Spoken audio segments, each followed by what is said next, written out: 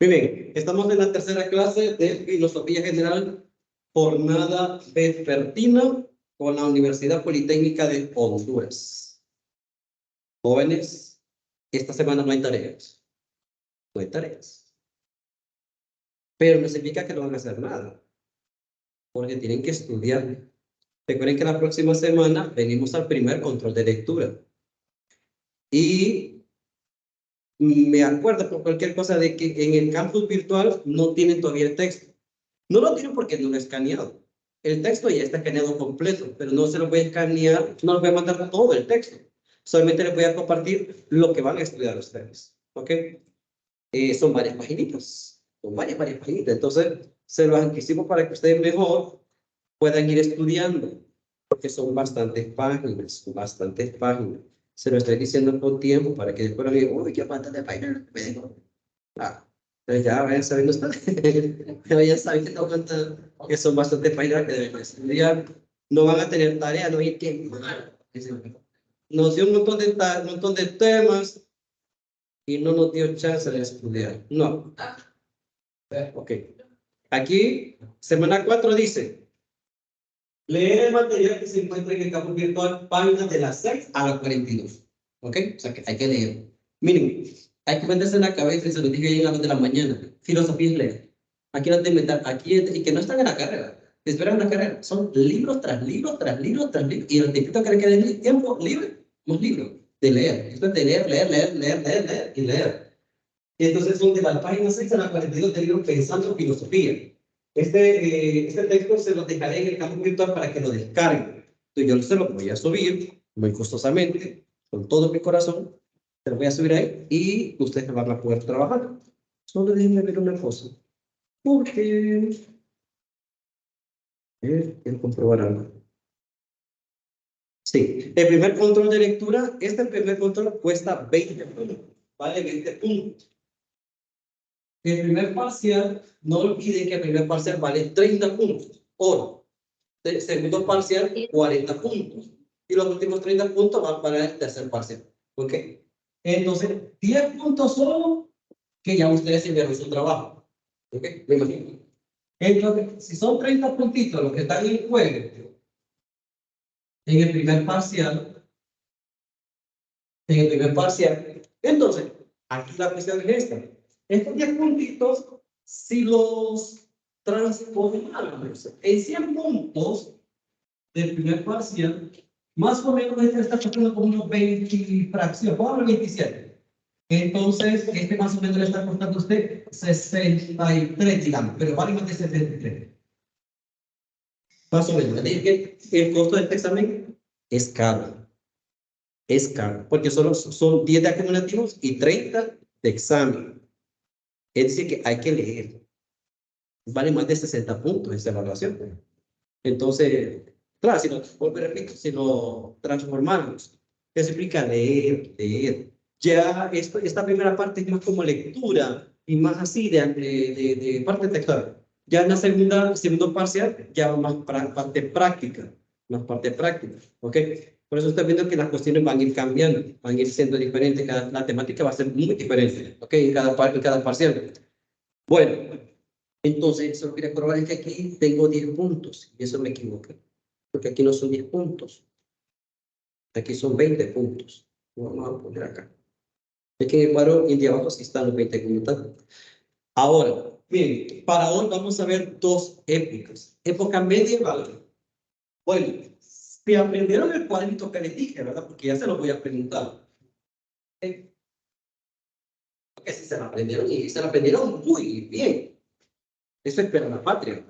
Eso es para la patria. Entonces, vamos a ver.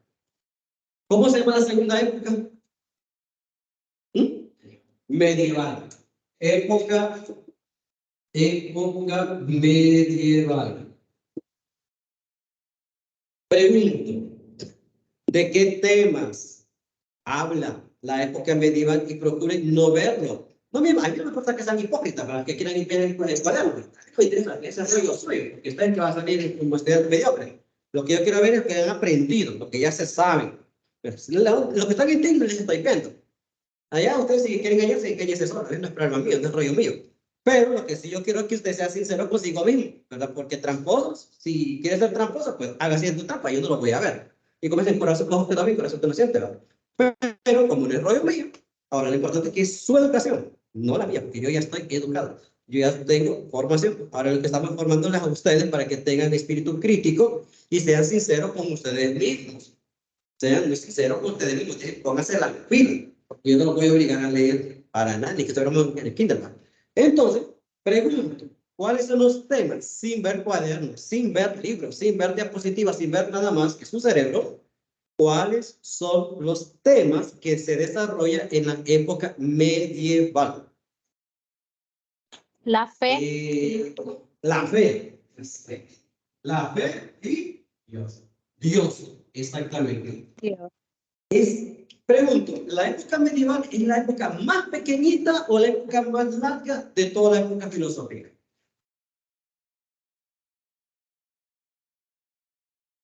Pero creo o está seguro. ¿Usted cree o está seguro?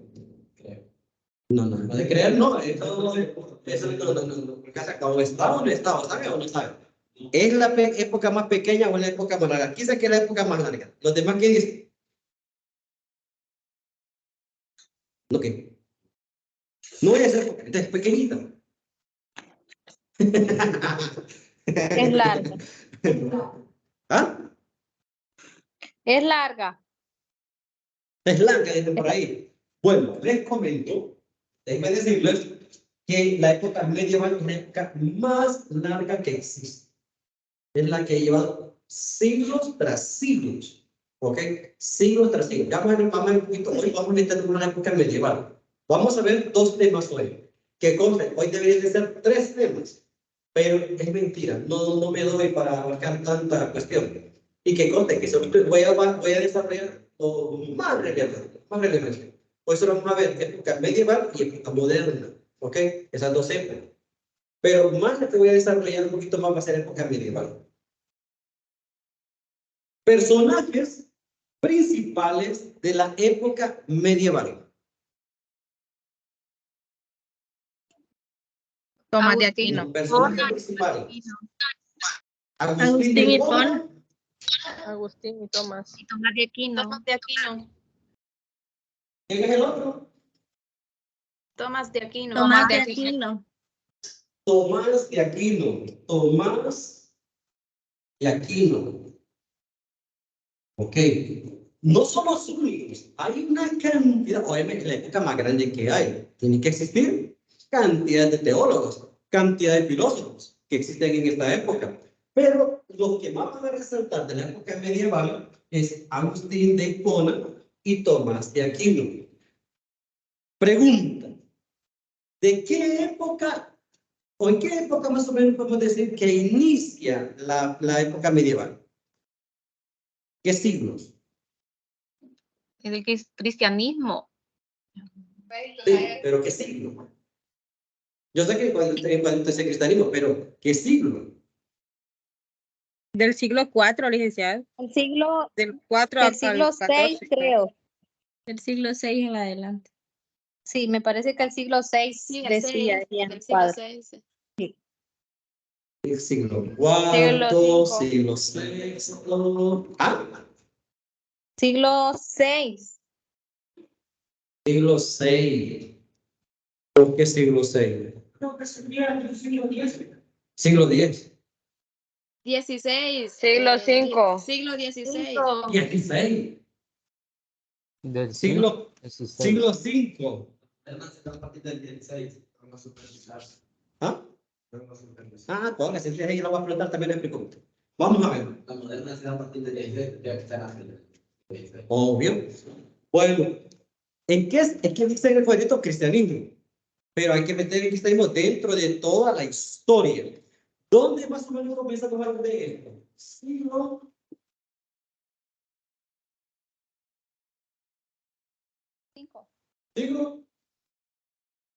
V. Ahora, les voy a hacer una observación para que ustedes aprendan ya desde ahorita. Cuando se habla, cuando se menciona del 1, 2, 3, 4, 5, 6, 7, 8, 9 y 10, procuramos no decir el número, siglo I, sino que decimos siglo I, siglo II, tercero, cuarto, quinto, sexto, séptimo, octavo, noveno y siglo X.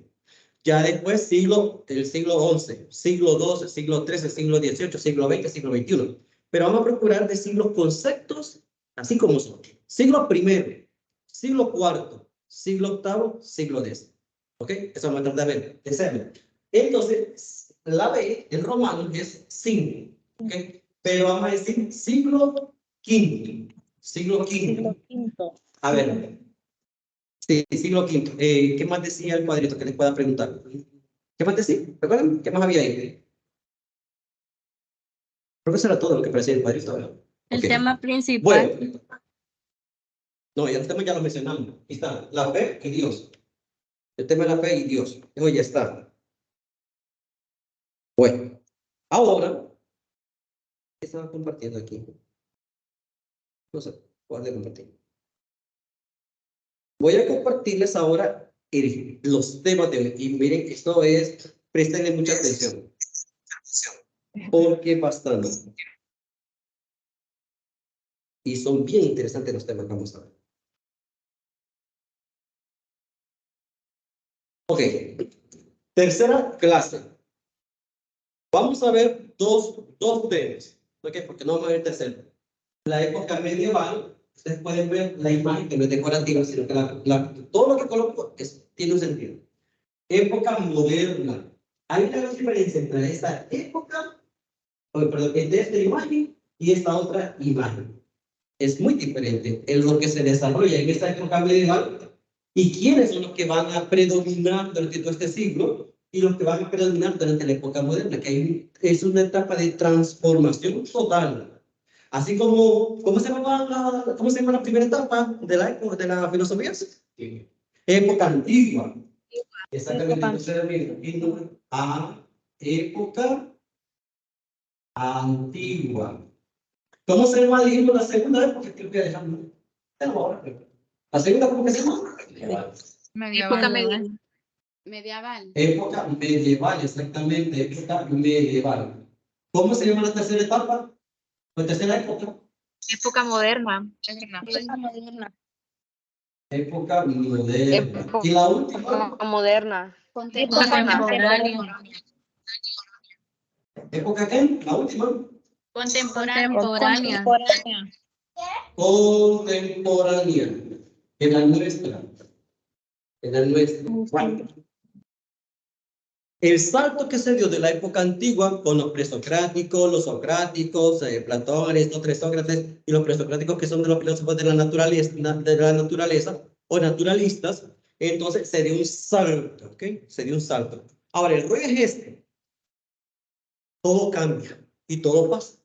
Porque los seres humanos no somos seres que ya estamos hechos, sino que estamos en construcción. No vamos a hacerlo. Por eso hoy decimos una cosa y mañana podemos cambiar de opinión. Y pasado podemos cambiar de opinión que habíamos pensado también. Nosotros no somos soldaditos de plomo. Somos seres con sentido de libertad. Y por el sentido de libertad podemos cambiar.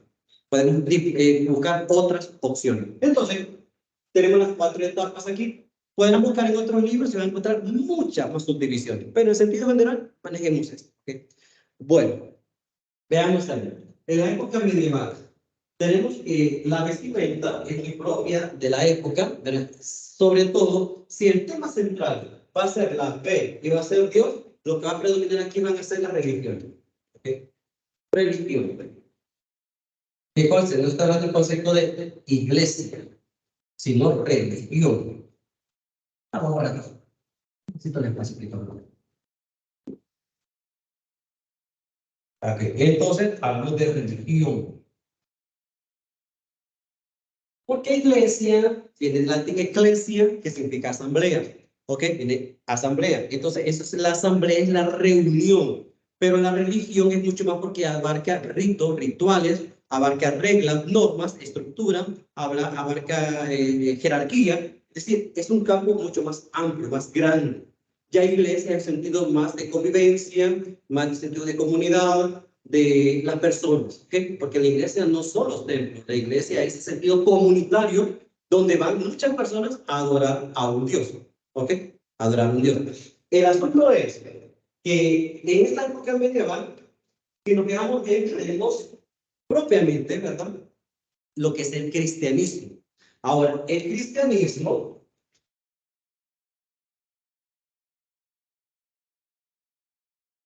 no es lo único de la época medieval. También está el judaísmo, que es mucho más antiguo que el cristianismo, y está el islam, que es un poquito después. ¿Ok? Viene más de eso, lo vamos a ver un poquito más adelantito. Pero por lo menos que tengamos bien presente que existen esas tres religiones. ¿Ok? Solo la mención, porque vamos a ver un poquito más allá. Ahora, la época medieval como tal, tenemos un poquito de introducción que vamos a ver, la patrística, la época como tal medieval, lo que se desarrolló, la doctrina que se manejó, y algunos filósofos de la época, porque aunque es cristianismo como tal, no significa que la filosofía desapareció, porque existe la filosofía cristiana, ¿ok? Existe la filosofía de la religión. Por ejemplo, yo tengo un título que es ciencia religiosa con énfasis en filosofía. Toda mi primera licenciatura, eso es puramente lo que es religiosidad. Pero lo que manejo, ese tipo de temas lo manejo bastante bien. Todo lo que es religiosidad, lo que son religiones, ese tipo de temas lo manejo. Entonces, ¿qué sucede? Nosotros vemos que existe la filosofía de la religión. Existe como tal. Ahora, vamos a tratar de ver no solamente la parte de la vestimenta y eso, no, otras cuestiones ahí. La introducción. La filosofía medieval va por un lado como continuación ¿de qué? De la filosofía griega. ¿Por qué? ¿Cómo eran los pueblos griegos o los pueblos de las civilizaciones antiguas? ¿Creen en un solo Dios o creen en cuántos dioses? Entonces, ¿cómo se le llama esto? Eran pueblos que politeístas, exactamente. Politeístas. Es decir, poli significa muchos. Y teísma viene de teo, del griego teo, que significa Dios. Entonces son muchos dioses. Ok, perfecto. Vamos, el asunto está que la filosofía antigua es politeísta, pero no se queda solamente ahí la cuestión. Ahora empiezan a surgir nuevas religiones. En este caso particular, voy a centrarme aquí en el cristianismo. El cristianismo es monoteísta. Monoteístas. Ok, mono significa uno, teo significa Dios. Es decir, empiezan a surgir las religiones que creen en un solo Dios, Llámese cristianismo, llámese judaísmo o llámese islam. Son las únicas tres religiones que creen en un solo Dios. ¿Ok? En un solo Dios. Ahora bien, como aquí son muchos dioses los que creen, en este sentido, ellos creen en un solo Dios. Solo, un solo Dios verdadero, nada más. ¿Y qué pasa? Esta época, como está decayendo, ¿verdad? ¿Por qué? Porque se trata de justificar o de explicar aquellos fenómenos de la naturaleza, pero ya no solamente de que un montón de dioses, no, dice que existe un solo Dios. Y este Dios es el que dirige toda la naturaleza, los fenómenos de la naturaleza, la materia, el origen del hombre, el origen del universo, el origen de todo. Se maneja que es un solo Dios. Y aquello que decía Aristóteles del motor inmóvil, de que todo lo mueve, que debe haber un motor, que mueve todo, pero que no puede ser movido, el cristianismo va a decir, eso tiene nombre, se llama Dios. Se llama Dios. Llámesele Yahvé, llámesele Jehová, llámesele Alá, llámesele Elohim, Adonai, Shaddai. Perfecto, un solo Dios. Un solo Dios. Es el que de él depende absolutamente todas las cosas. Es lo que se va a decir en ese momento. ¿Ok? Eso es lo que se va a creer. Por lo tanto, es una continuación de aquello que no se tenía bien claro qué era el origen, porque decían que el agua, otros decían que el aire, otros decían que el fuego, otros decían que los átomos. La religión, particularmente cristiana, va a decir, no, el origen de todo es Dios. Todo depende de Dios. Ahora, por eso dice que es una consecución o que continúa, ¿verdad? Porque va a explicar siempre la naturaleza, pero desde una óptica diferente. Por otra parte, es una manera de oposición a la filosofía griega. ¿Por qué es una oposición a la época medieval?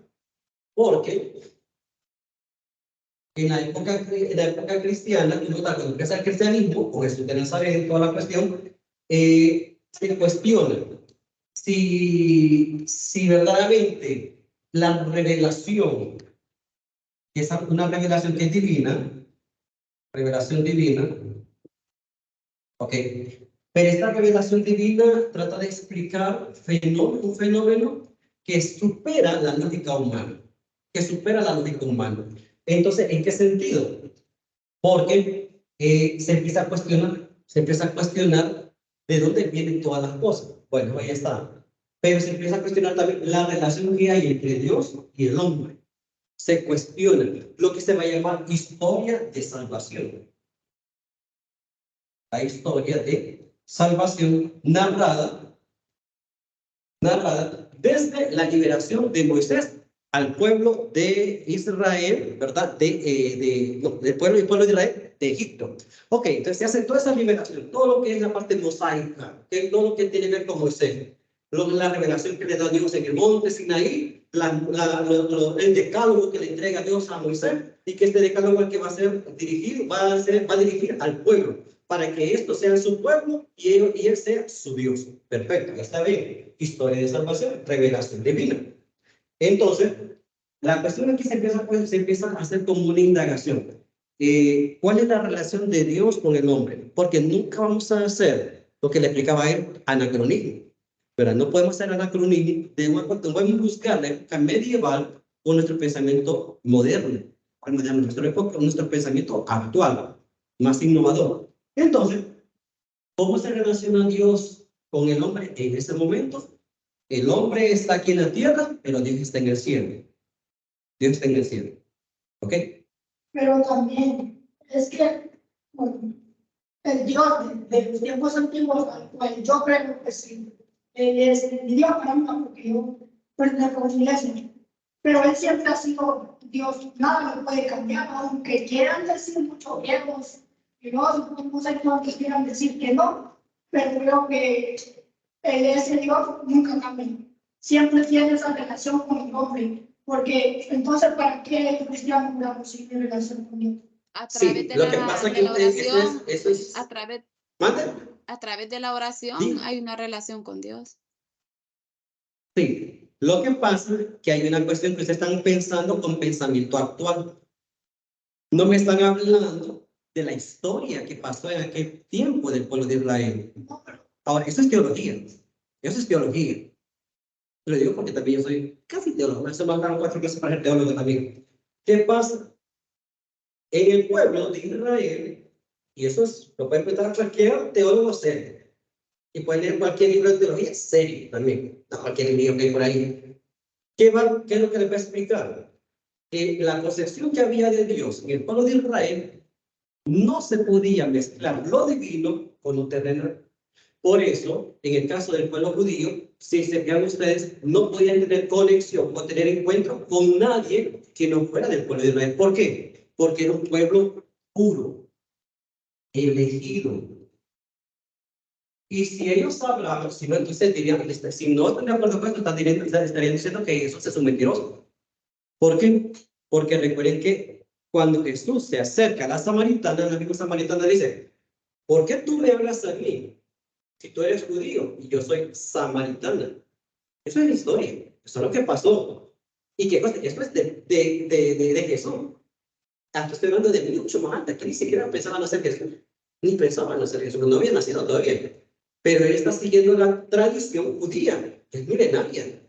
Es milenaria. Ahora, ¿qué pasa? Cuando nosotros nos acercamos a esta historia de salvación, la concepción que tenía de Dios era muy diferente. Por eso se llama que la historia de salvación es progresiva. Porque Dios nos salva de un solo trancazo. Y Dios no se va revelando de que ya, no solo, aquí, no. La lógica de Dios es la lógica humana. Y estamos empezando con lógica humana, no con la lógica divina. Pensemos cómo fue actuando Dios a través de la historia. ¿Ok? ¿Cómo se revelaba en el Antiguo Testamento Dios al pueblo de Israel? ¿Por medio de qué? De la nube y por medio del fuego. Pero no de manera presencial. No física. Es decir, no como humano. En Jesús no era Dios. O sea, Jesús sí. Pues sí no es Dios. Y Jesús no es Dios. Sí, claro. Ah, bueno, entonces eso se puede ver. Eso se pudo ver. Si diríamos que no, diríamos que Jesús no es Dios. sería un falso. Sería cualquier ser humano. Y vamos a ver acerca de eso también. ¿Ok? Por eso diríamos, pero en este caso sí podemos verlo. O bueno, nosotros no, obviamente no. Hablo de nosotros, me refiero a la humanidad. Ahora, lo único que hay que fijarse bien en las palabras que estamos utilizando, que empleamos muy mal las palabras. Empleamos mal los conceptos en lugares donde no deben de ir. Es cuestión de lenguaje. Y es cuestión de interpretación, lo que se llama... La palabra es una... Entonces me quito la palabra. Fíjate, a ver, es una especie de narrativa que hay que interpretar, pero no era mera palabra. Alegoría. Es una alegoría. Hay que interpretar la alegoría también. ¿Qué es lo que está pasando? Porque podemos emplear mal conceptos y al emplear malos conceptos estaremos diciendo algo que no es. ¿Ok? Y eso tiene la obligación a ver lo delicado que es para el que es creyente, lo delicado que es decir cosas mal ubicadas en algún contexto, sacar del contexto algo. Y si estuvieran en esa época, ya lo queman aquí. Por mal emplear los conceptos. Aquí, pero les digo, hay que fijarse bien dónde estamos empleando los conceptos, en qué momento histórico, porque podemos decir cosas que no son. Podemos emplear cosas que no son por falta de información y de conocimiento. Por eso estoy aquí, para instruir y ayudar. Ahora, miren ustedes cómo es la cuestión. Una de las cosas que más se cuestiona durante esta época es la relación de Dios con el hombre. Pregunto, cuando uno dice Dios, por lo general, ¿a dónde se imagina que está Dios? En el cielo. Lógico. En el cielo. Dios está en el cielo.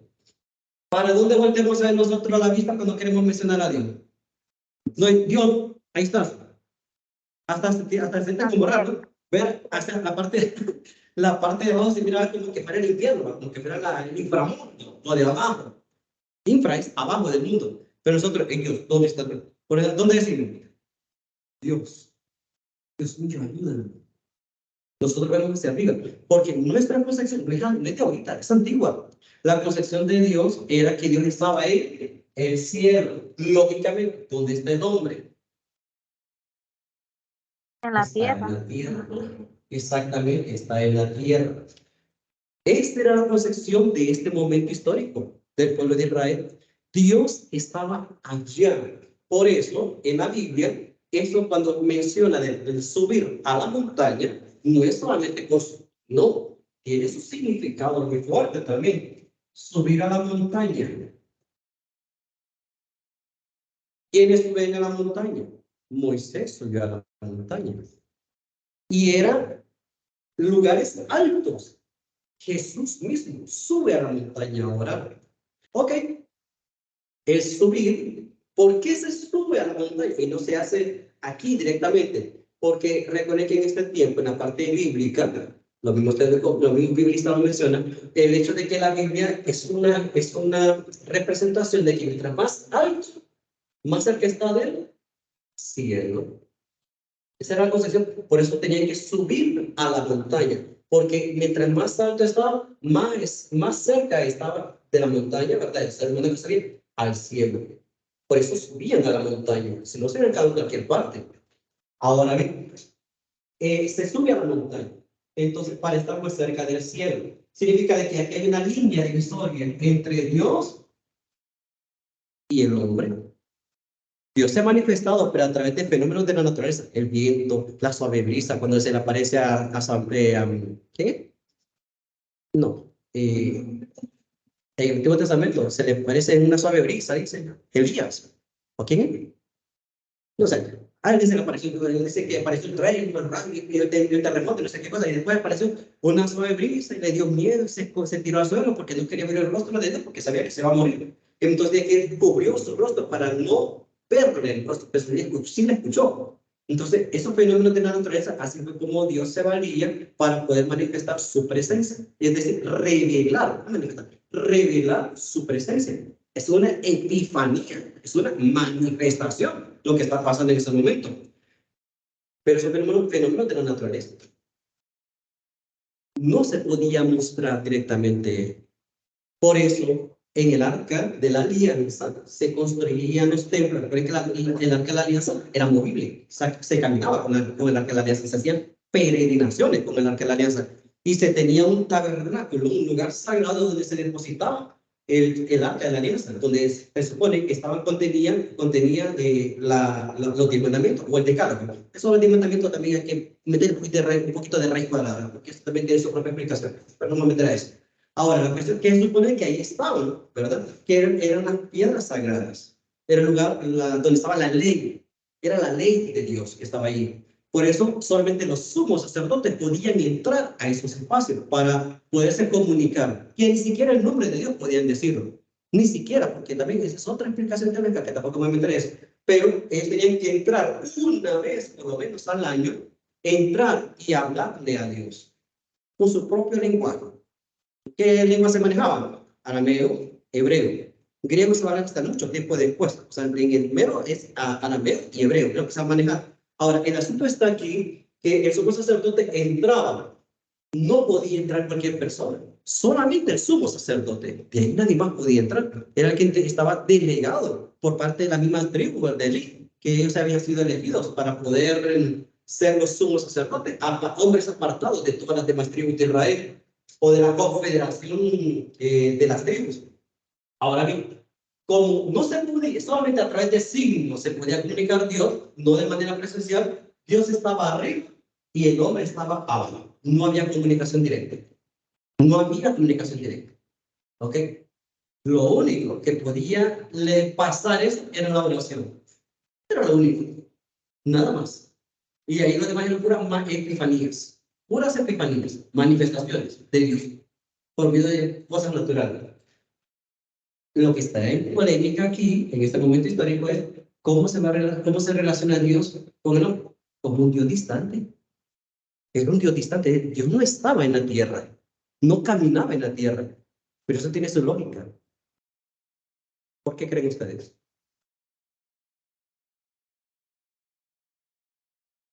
Tal vez porque, según la creencia de los cristianos, es de que cuando Adán y Eva pecó, el corazón de Dios se entristeció. Entonces, tal vez al haber hecho esto, el corazón de Dios estaba triste y se alejó, se distanció de los humanos. Ok. En primer lugar, me está metiendo conceptos que no son. Es lo que les digo. Cuando empleamos malos conceptos, decimos cosas que no son. Cuando me dice cristiano, el cristianismo un día nacido, estamos en época medieval, cuando apenas, bueno, incluso la época esta es mucho más antigua todavía. No podemos utilizar la palabra cristiano en el Antiguo Testamento. No ha existido, no existe todavía el cristianismo. Adán y Eva, eso es muy antiguo, aún no existe el cristianismo. Entonces me están empleando conceptos donde no deben ir, porque aún no existe el cristianismo. ¿Qué es lo que sucede? ¿Por qué directamente se tiene esa concepción de que Dios está arriba y el hombre está abajo? Porque para el ser humano, y sobre todo para el pueblo de Israel, que era un pueblo tan celoso por su fe, sumamente celoso por su fe, ¿qué pasaba? Arriba en el cielo estaba la gracia. Estaba la gracia. En la tierra está el pecado. ¿Se puede mezclar la gracia con el pecado? ¿Se puede mezclar la luz con las tinieblas? Por eso Dios estaba arriba y el hombre estaba abajo.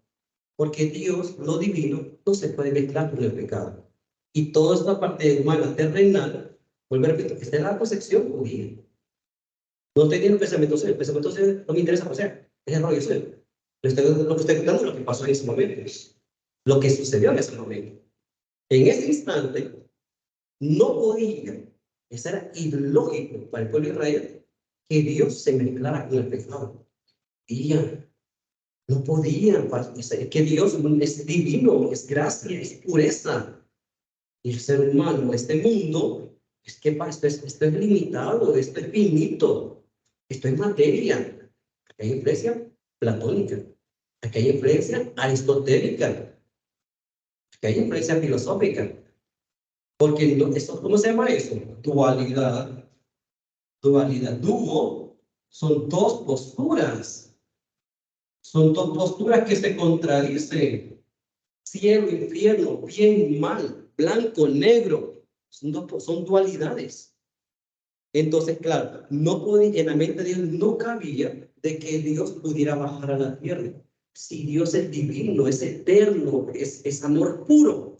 No se sentían dignos, Lee. No se Obviamente, sentían dignos, Lee, no de... eran dignos. ¿Sí? Mm. Dígale. No se sentían dignos ellos, le digo, de tener ese trato con Dios, ¿verdad? Tenían que seguir, me imagino, un protocolo. Sí. Y usted le dijo, muy bien, tenía que hacer un protocolo, un ritual. Las religiones están llenas de ritos, todas están llenas de ritos, todas. Y esto no es de ahorita, es de antiguo, ustedes fijan bien. Para poder hacer algo, para hacer la unción de un rey, para hacer la unción de un profeta, eso es un ritual que se tiene que hacer también. No de que hagamos ¿cómo vas a hacer? No, las cosas no son así, no son así a la ligera, no es que no, eso tiene un orden, eso tiene un orden. Entonces, lógico, el cielo arriba, el pecado abajo, no se puede mezclar lo divino con lo terreno. Ay, papá, ese era el pensamiento judío. ¿Por qué creen que muchos no creen en Jesús de Nazaret? El pueblo judío no cree en Jesús de Nazaret. Porque ese pensamiento está vivo todavía. La gracia está arriba. Aquí es el pecado. Por eso muchos no creyeron en Jesús de Nazaret y buscaban matarlo. Y lo mataron, ¿no? Porque no creían en él. Porque esa cultura es milenaria. Es milenaria. No se podía mezclar el bien con el mal, el pecado con la gracia, el espíritu con la carne. No se podía mezclar. Como dicen, al pan pan y al vino vino. Así es sencillo. Ahora, voy a seguir porque no voy a estancar en eso. La edad medieval. ¿Cuándo inicia la época medieval? Y esto es interesantísimo. A mí me gusta mucho esto. Inicia en el año 476 después de Cristo. ¿Siglo qué? ¿Seguro? Siglo V, 476. Todo 400 para allá es siglo V. De 500 para allá, siglo VI. De 700 para allá, siglo VIII. ¿Ok? Así se lee correctamente. En el año 476, siglo V, correctamente dicho, correcto. Siglo V, con la desintegración del imperio. Bueno, me paso por aquí. Pasa por acá. Me paso por aquí. Estaba el emperador. Está todo el imperio de Roma. ¿Okay? Todo el imperio de Roma. Pero viene este señor y dice, tengo dos hijos. El imperio lo voy a dividir en dos. El imperio romano de Occidente y el imperio romano de Oriente. Uno va a quedar para Oriente y el otro para el otro. El señor primero se llama Honorio y el otro se llama Arcadio. Entonces va a decir, mis dos hijos se van a ser responsables de poder continuar, ¿verdad?, en ser emperadores. Pero ya no existe directamente un solo imperio, sino que son dos imperios. Cuando este imperio romano se crea, dejan como capital Roma. Y en la parte de Oriente, del imperio romano de Oriente, quien va a quedar como capital va a ser Constantinopla. Constantinopla, entonces tenemos Roma, capital, Constantinopla, capital. ¿Ok? Cuando este imperio romano occidente cae, nace o surge, como decir, la época medieval. Por eso es importante tanto la caída de este imperio como la caída de este otro imperio. Cuando este cae, nace, comienza la época medieval. Cuando este cae, también cae la época medieval. Con este nace, con ese no desaparece, porque no desaparece, pero empieza a decaer. Ya vamos a meter un poquito más en eso. Ahora, veamos aquí. Te voy a presentar ahorita un mapa. Este mapa es el imperio de Roma dividido. ¿Ok? Ya lo había dicho. Aquí ustedes pueden ver todo lo que es el imperio romano de Occidente y todo lo que es el imperio romano de Oriente. ¿Qué tienen de particular ese mapa? ¿Ustedes? ¿Para qué están observando eso? El occidente está dividido en varios reinos. Ajá. ¿Y el otro? Simplemente los colores lo dicen todo, ¿no? Los colores. ¿Qué pasó? El imperio romano de Oriente, de Occidente, le pasó algo. que provocó que se dividieran. Algo que no pasó aquí, porque esta parte se defendió y se defendió y no pudieron derrocar al emperador. A este sí se lo mandaron, a este sí se lo bajaron. ¿Qué pasó? ¿Por qué está tan fraccionado el Imperio Romano de Occidente? Por esto. Invasiones. Los bárbaros llegaron a invadir toda esta parte de aquí y le ganaron. Y ellos constituyeron reinos, pero el imperio como tal de Occidente desapareció.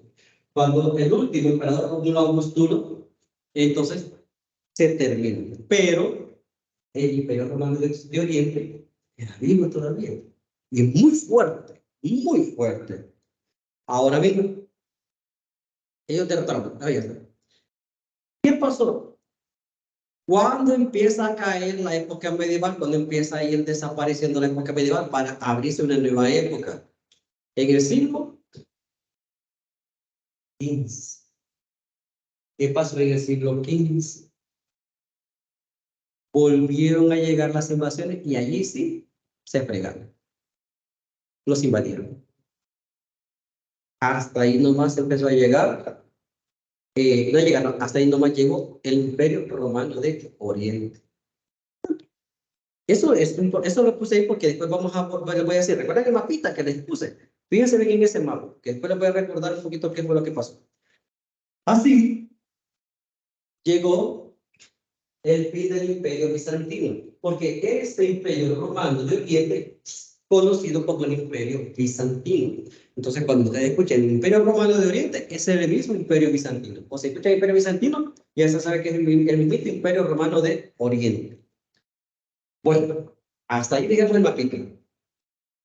La primera parte de la época medieval se llama patrismo. ¿Ok? Hay dos partes. Por esto de aquí. La época medieval se divide en dos. No sé si los que están aquí lo van un poquito para acá. Si no, miran. La época medieval se divide en dos. Uno, la patrística. Y dos, la escolástica. Ok. La patrística. Hay un dilema con esta situación porque en la Edad Media, como mencioné antes, explicación, porque como mencioné anteriormente, inicia en el 476, siglo Quinto. Manejen el siglo V, manejen los términos. Pero hay algunos filósofos que existieron antes de ese año y sus pensamientos marcaron la diferencia entre la época clásica, la época antigua, de los clásicos de Platón, Sócrates y Aristóteles, y la medieval. El propósito de los cristianos no es intelectual, no es el propósito de los cristianos directamente, no es algo teórico, pero se ocuparon de temas especulativos. Explicar por qué, porque en esa época del cristianismo no solo existía el cristianismo, estaban un montón de escuelas filosóficas, había un montón de corrientes de pensamiento, pero para el cristianismo el sentido no es vaya y hagan grandes intelectuales. No es el sentido. Se hace el querigma, que es el primer anuncio. Es la evangelización y las primeras misiones que se dan con la comunidad apostólica y después sus sucesores, con las iglesias que se van a conformar en las diferentes partes. Ahora bien, como no es intelectual directamente, pero sí se vieron una necesidad, sí se vieron estos filósofos en la gran necesidad, y son filósofos, son filósofos cristianos, se vieron en la necesidad de explicar a raíz de la razón, poder dar argumentos de por qué se debía ser cristiano o por qué se debía de conocer a un hombre llamado Jesús de Nazaret. Y eran grandes intelectuales, estos no eran tontos. Esta gente no eran de que allá, a ver si me sale, no me sale. No, esta gente tenía argumentos, tenían grandes argumentos, por eso se convencieron a un montón de gente. Porque la retórica era de primera calidad. No solamente hablaban, los acompañaban los hechos. Entonces, claro, esto impacta en la gente. Ahora, ¿era necesaria la parte especular explicarlo? Claro que sí. Esto ocasionó ciertas dificultades, sobre todo con la aparición de herejías. ¿Qué es una herejía? ¿Quién sabe qué ha escuchado que es una herejía? ¿Cómo? Algo fuera de lo común que los cristianos anteriores no esperan conmigo. No, no sé. ¿Qué es una herejía? ¿Alguien sabe lo que están en Teams? ¿Alguien sabe qué es una herejía? Bueno, el silencio lo dice toda gente. Estos que están en Teams tienen que abrir la boca y digan por menos sí o no, porque no sé, yo no entiendo el silencio. Entonces, miren ustedes, ojo, herejías. Las herejías salen de la misma iglesia o vienen de afuera de la iglesia, las herejías. Bueno, expliquemos bien esto. Herejía es una doctrina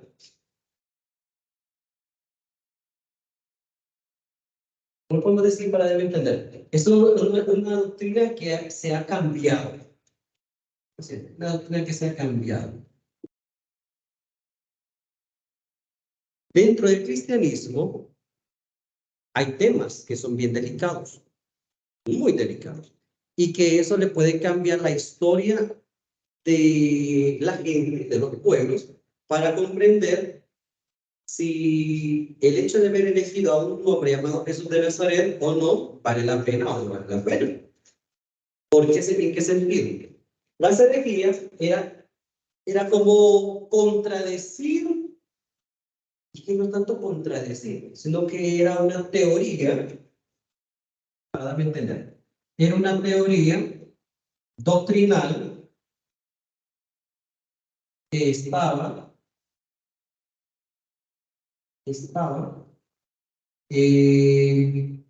fuera de lo que les habían enseñado los apóstoles. Recuerden que Jesús ya ascendió a los cielos, ya se murió, resucitó y se fue a los cielos. ¿Quiénes quedaron? Los apóstoles, ¿cierto? Ellos son los que quedaron con la tarea de ir a evangelizar. Mateo 28, 19 en adelante. ¿Ok? ¿Qué pasa aquí? Sucede lo siguiente. Estas herejías son doctrinas. Recuerden que la palabra doctrina significa... No, la palabra doctrina, ¿qué significa? Enseñanza. Exactamente. La palabra doctrina significa enseñanza. Entonces, ¿qué pasa? Lo que les habían enseñado, con el tiempo se fue cambiando. Con el tiempo lo fueron modificando. ¿En qué sentido? Temas delicados. Esta persona, ahora explico una cosa. La persona que dice una herejía se llama hereje. Estos herejes no vienen de afuera. Para que algo sea herejía, tiene que venir desde adentro, es decir, dentro del sistema cristiano. Si alguien dice una cosa por fuera que no es ni cristiano, sale sobrando, no importa, porque no profesa la fe cristiana. El asunto es cuando la gente de adentro cuestiona lo que habían enseñado, porque es lo que habían aprendido. ¿Qué es lo que empiezan a cuestionar? Temas muy delicados, como por ejemplo,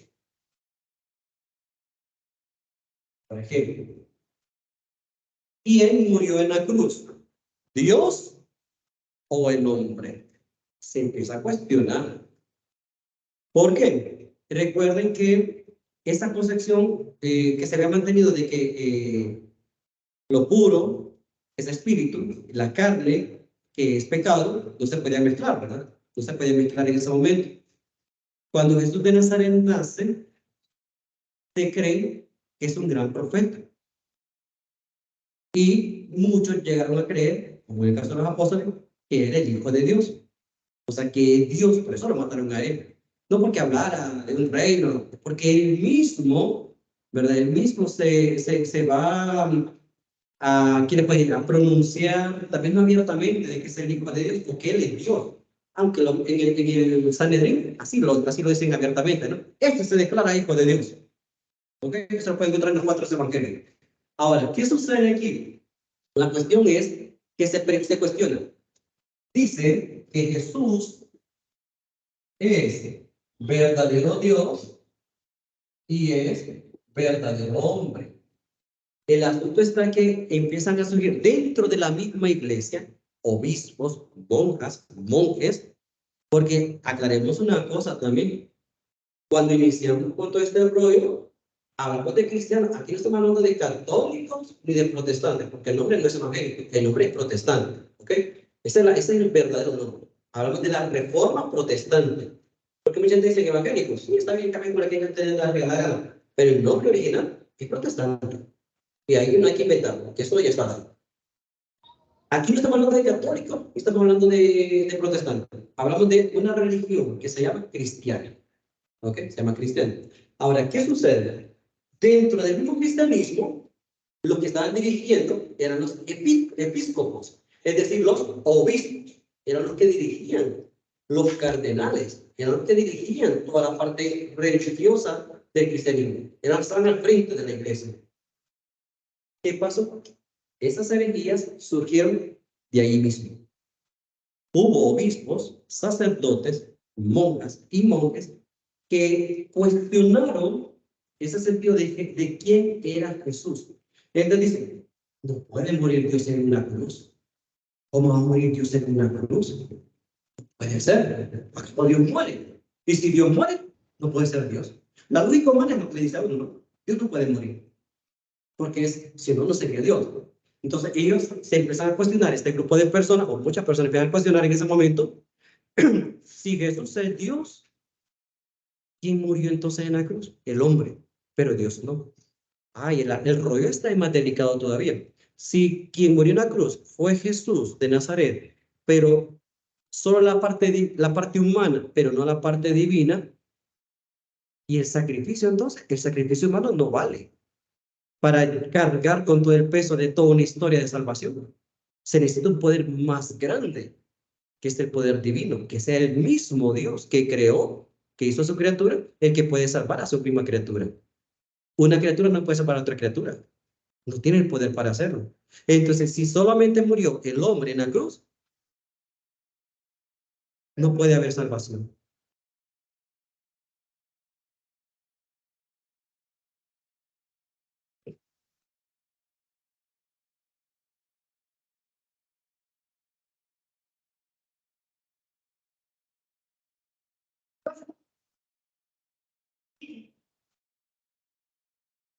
Está como enredado el tema.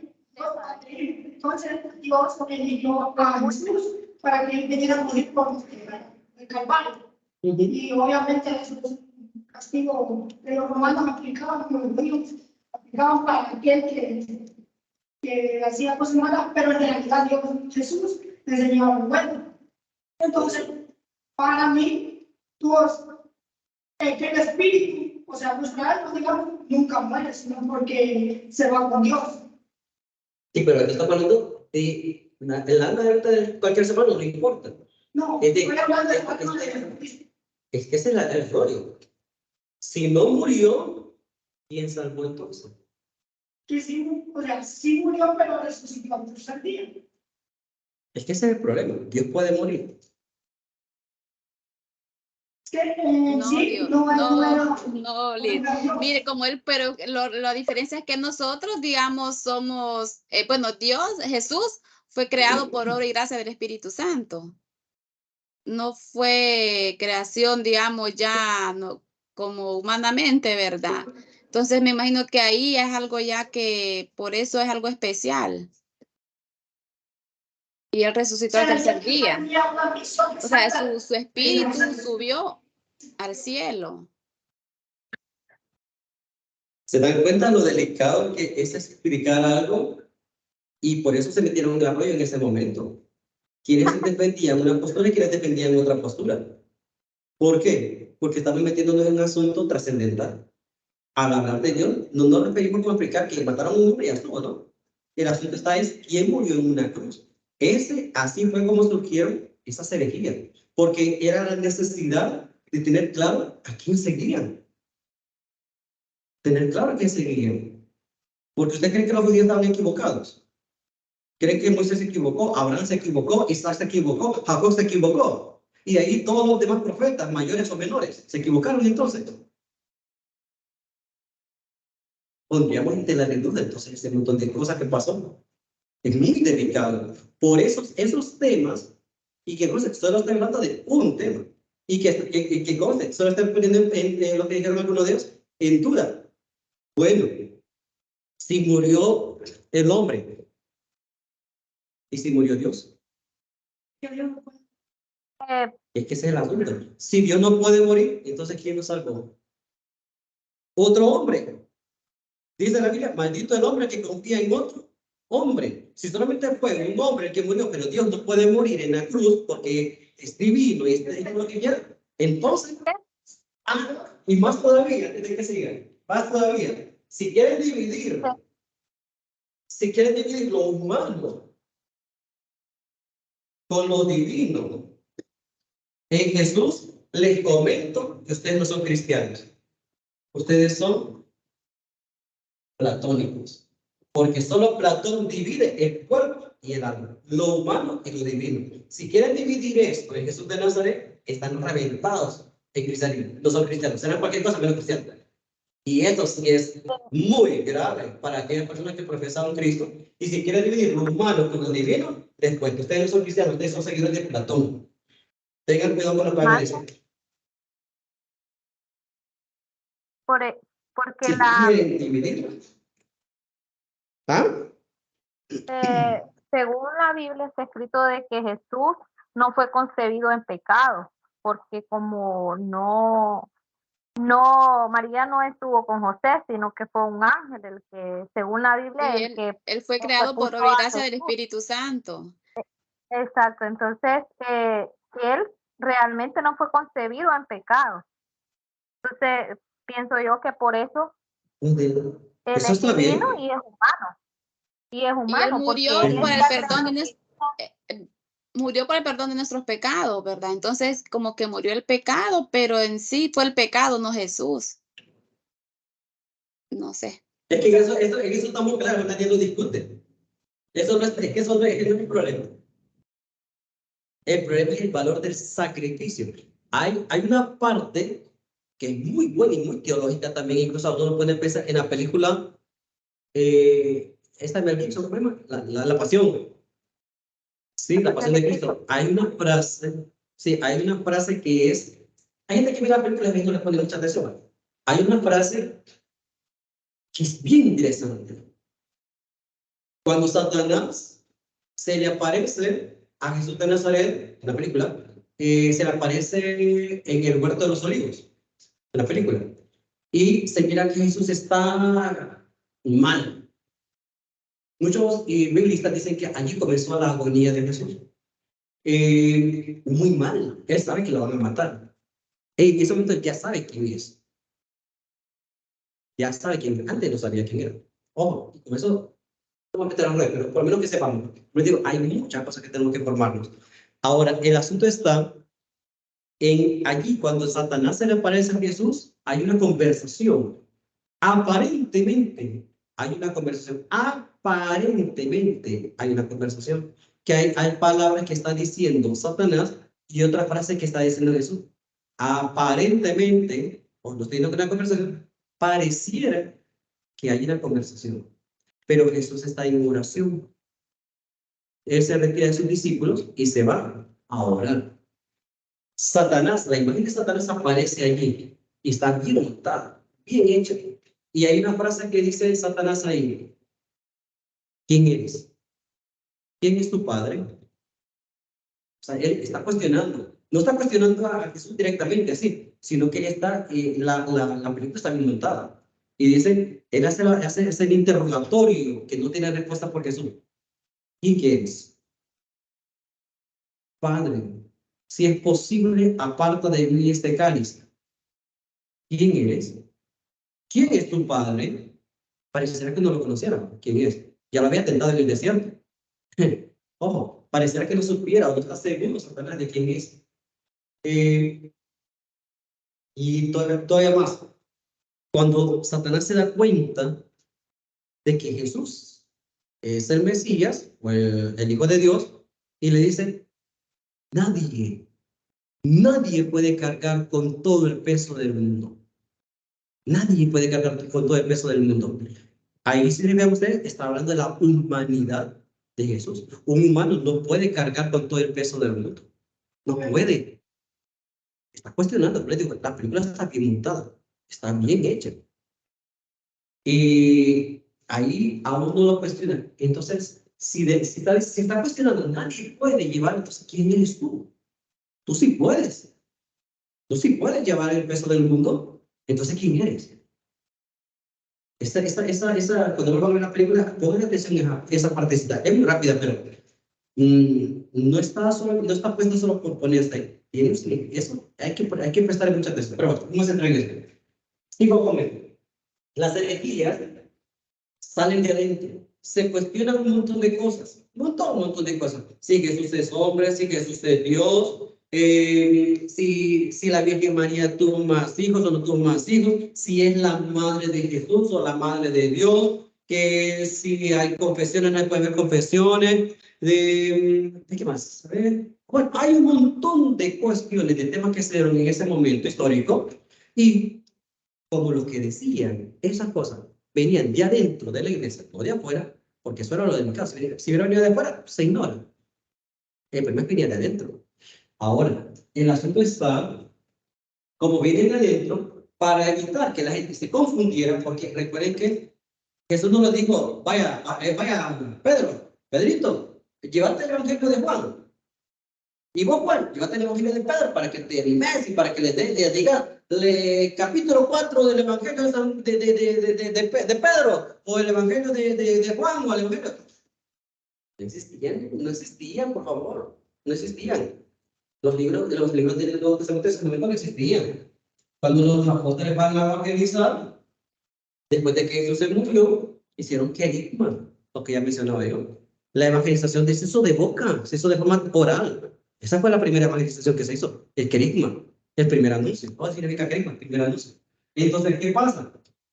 Para evitar que la gente se confundiera, se escribe. Y lo que se van a escribir son los dogmas. Los dogmas.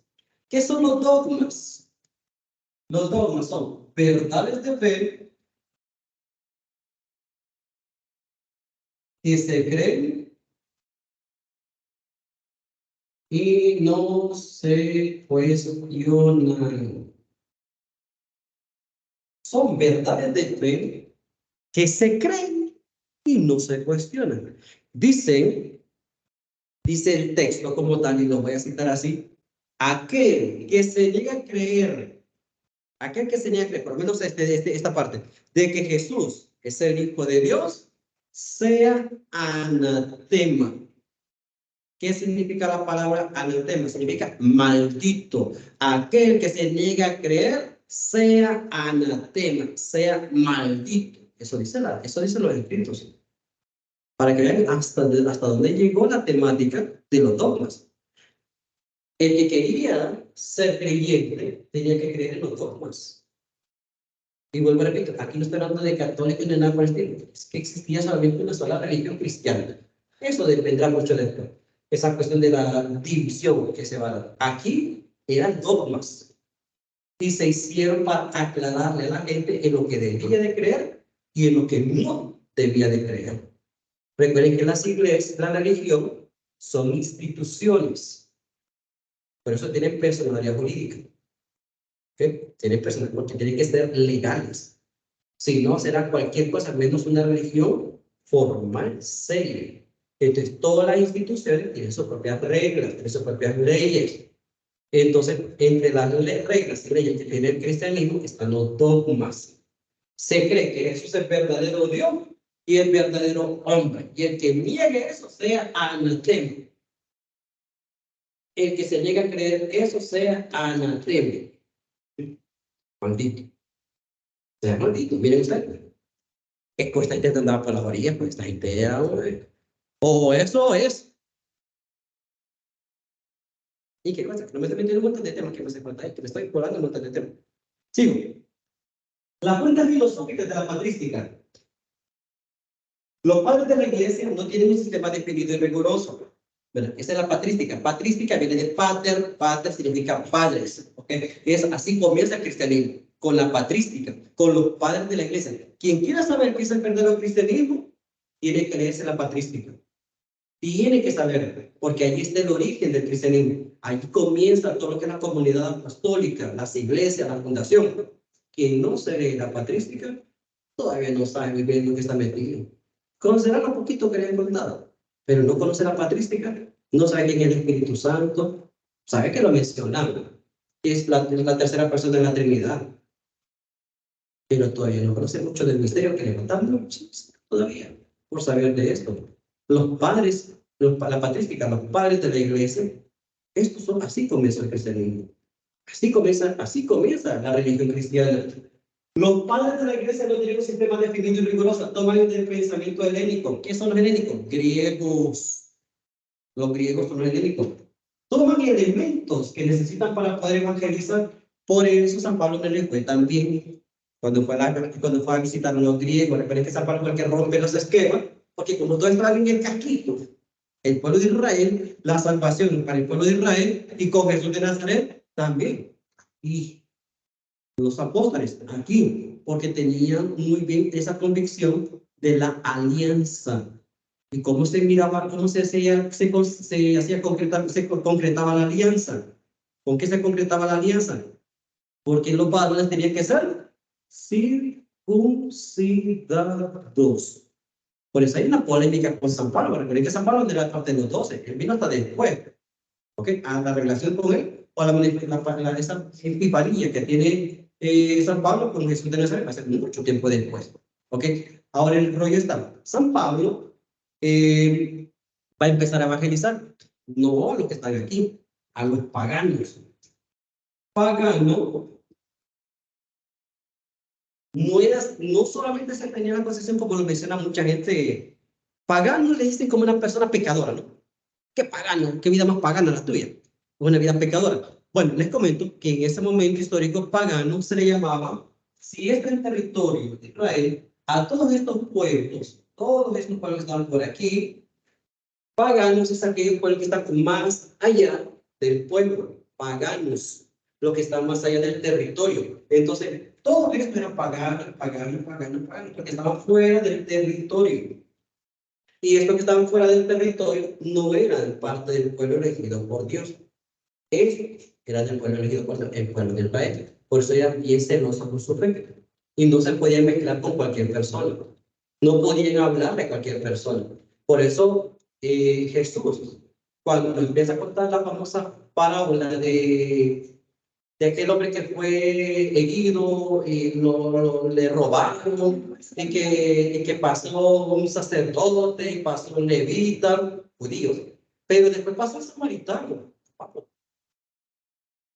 Samaria no es de Israel, es de un pueblo pagano.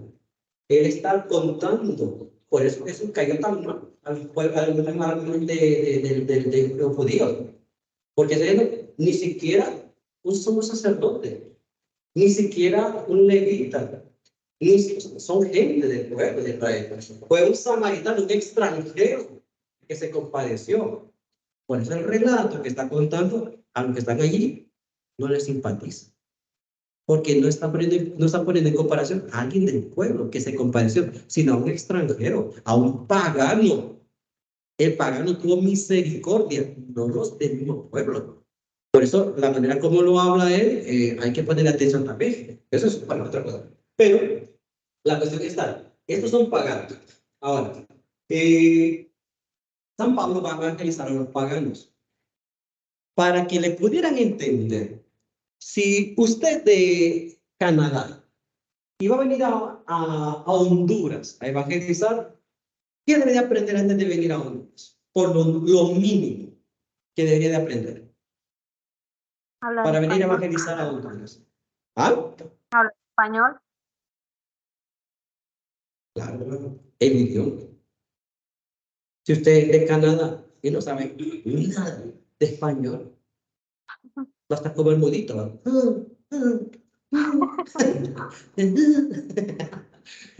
Miren usted, lo que está queriendo decir es que para que pueda evangelizar, tenía que conocer el lenguaje. Es lo que está aquí. Tuvo que utilizar pensamiento helénico, o tuvieron que utilizar pensamiento helénico, palabras helénicas, para que les pudieran entender. Por eso, eso de todopoderoso, omnisapiente, omnisciente, omnipotente, son palabras griegas, no son palabras cristianas. Que ellos las utilizaron para poder evangelizar y que le comprendieran lo que querían decir. Porque algo importante que tenían los griegos es que no desechaban a ningún dios. Recuerden que eran politeístas, ¿no? Entonces dicen, ahí miré un altar que decía al Dios desconocido. Lo pusieron ahí porque dijeron, pues si se nos olvidó algún Dios, que no se resiente y que no vaya a sentirse mal.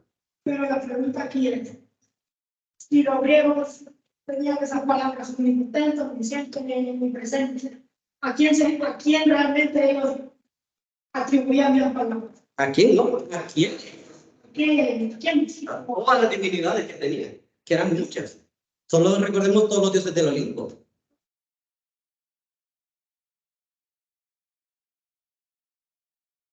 Y entonces, ¿por qué el cristianismo usa esa palabra? Esas Porque palabras. las empleó para poder utilizar ese lenguaje que fueran comprendidos por la otra, en este caso, por la otra cultura. Es decir, si yo salgo de mi país y voy a otro país, si yo quiero comunicarme con esta gente, yo debo de conocer su cultura, pero sobre todo su idioma, su lenguaje. Porque si no, no me voy a entender. Por mucho que yo quiera, no me van a entender. Es como cuando a uno le hablan a un extranjero y le empieza a mencionar palabras que yo no quedan. ¿Y qué es eso usted? Y claro, entonces, si me quiere decir a mí algo, y yo no entiendo el significado de esa palabra, no lo voy a entender. No va a tener éxito. El asunto está que de igual manera, las primeras veces que fue San Pablo, no tuvo éxito. No tuvo nada de éxito. ¿Por qué?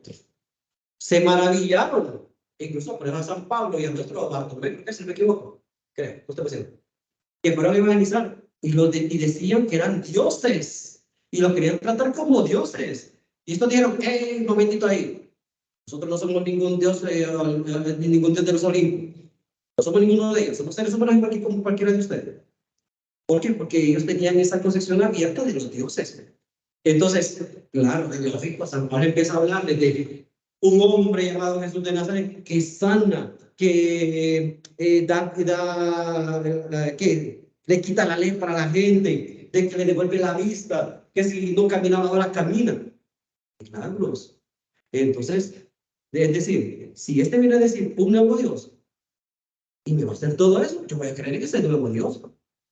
Esa era la concepción que había en ese momento, que tenían la apertura a creer en otros dioses. Por eso, hasta en ese momento no hay falla. El asunto y el gran problema donde vino, como dice que todo lo malo, o donde fue un fracaso, la evangelización, es cuando empieza a hablar del tema de la resurrección. Ah, no. De eso, otro día hablaremos, le dicen a San Pablo. Y se fueron, y lo dejaron ahí. Un fracaso. Iba bien, con los milagros, por aquí, por allá, que camina sobre las aguas. Excelente. Un hombre que camina sobre las aguas, ese no es cualquiera, es un Dios. Se llama Jesús. El Dios Jesús. La gente maravillada. Cuando le mencionan el tema de la resurrección, no, papá, te cambió toda la teoría que tenías. Te podemos haber aceptado lo primero, pero ese tema de la resurrección, no, nada que ver. Nada en el pastel. Nada. Porque los griegos, recuerden que eran dualistas, cuerpo y alma. El cuerpo es la cárcel del alma, decía Platón. El cuerpo es la cárcel del alma. Y lo que se necesita para poder liberarse del cuerpo es Morir. Era morir. Había que morirse. Tenía que morirse para que el alma quedara libre. Platón decía, el alma sube y el cuerpo queda. Acá es algo que dicen los cristianos el día de hoy. El alma sube y el cuerpo. Eso es Platón, para que se den cuenta. Eso es Platón. Y entonces, el asunto está aquí, el rollo está aquí, que cuando San Pablo empieza a hablar de la resurrección, resucitar, revolver, ¿ok? Y volver a tener vida. Pucha, si lo que más quieren esta gente es que el alma se libere, ¿para qué quiere volver a traer la vida? Para volver a atravesar el alma nuevamente. Eso se llama como masoquismo. O sea, te dieron un solo, te vas y regresaste para que te den segundo. Eso es resurrección. Volver a la vida. O sea, te moriste, pero la muerte no es el fin. Entonces, para ellos los griegos dicen, ¿qué? Si yo me muero, yo quiero que el alma se libere. ¿Para que voy a querer volver a traer la vida? A volver a sufrir, a volver a quedar encarcelada mi alma. Recordemos que cuando Jesús lo pone en la tumba, resucita al tercer día, pero ya no resucita con el cuerpo conocido humano como lo tenemos nosotros, sino que Él es capaz de atravesar las paredes. ¿Cómo sería? Ya sería como su cuerpo perfecto. Pero es como fantasma eso también. No sería un fantasma, sería un... Porque se atraviesan las paredes, un fantasma. No, porque esa palabra no sé quién inventó, pero realmente... Pero se comprende, ¿no? Lo que se pasa a través de la materia no puede ser materia. Había personas que tenían dudas, al parecer decía que podían tocar su mano de carne y hueso donde tenía claro, o sea, claro. Vaya, ¿cómo se llama este hombre? Tomás, aquí están mis manos. ¿Crees que soy espíritu? Toca mis manos. Aquí está mi costado. Denme, traigan pescado. Vamos a comer pescado. Los muertos comen, los espíritus comen. ¿Quién come?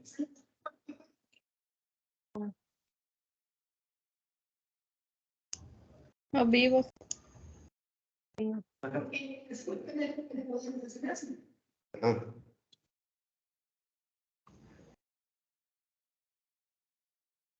Lo que me da a entender es que están confundidos en algunos temas. Están confundidos en algunos temas. Necesitan estudiar más. Necesitan leer más y comprender mejor. Y aquí la cuestión está de que, como les digo, lo que van a decir tienen que tener conocimiento al respecto, porque si no, dejan mal parado lo que es Señor. No es hablar por hablar. Hay que ver lo que estamos diciendo. Porque si decimos algo, ¿saben cómo se llama eso? Herejía. Eso es herejía. Y eso es una doctrina contraria al cristianismo, a la doctrina como tal. Pero les digo, es que a veces uno se puede emocionar. Y como yo bien aprendí, nosotros no racionalizamos la fe, pero sí tenemos que dar razón de nuestra fe. Tenemos que dar razón de lo que nosotros, en lo que creemos, o en lo que decimos creer. Porque si vamos con estas cuestiones así, con alguien que no cree, y te va a empezar a bombardear con preguntas que es verdad. Créanme, yo soy creyente, yo no soy ateo. Por si no lo que crean, porque pero si yo me quiero poner en la postura de un ateo, me pueden volver a cualquier persona. Y lo puedo cuestionar también. Como le digo, la clase es clase. Y lo que ustedes quieran creer, a mí no me importa. No me interesa porque su vida es muy suya y la vida mía no es mía. Y yo no voy a convencer aquí a nadie de que crea lo que a mí no me importa eso. No me interesa. Lo que sí deben de tener bien claro es que si van a creer en algo, tienen que tener claro en qué van a creer y por qué van a creer. Y más todavía, si quieren hacer esas evangelizaciones o misiones, si no van a ir en cuestiones claras, mejor no vayan. Porque van a no formar, van a deformar la fe. Y van a deformar la doctrina todavía. Entonces, por eso no es correcto que una persona que apenas viene comenzando dentro de una iglesia ya vaya así rápido a evangelizar. No es correcto.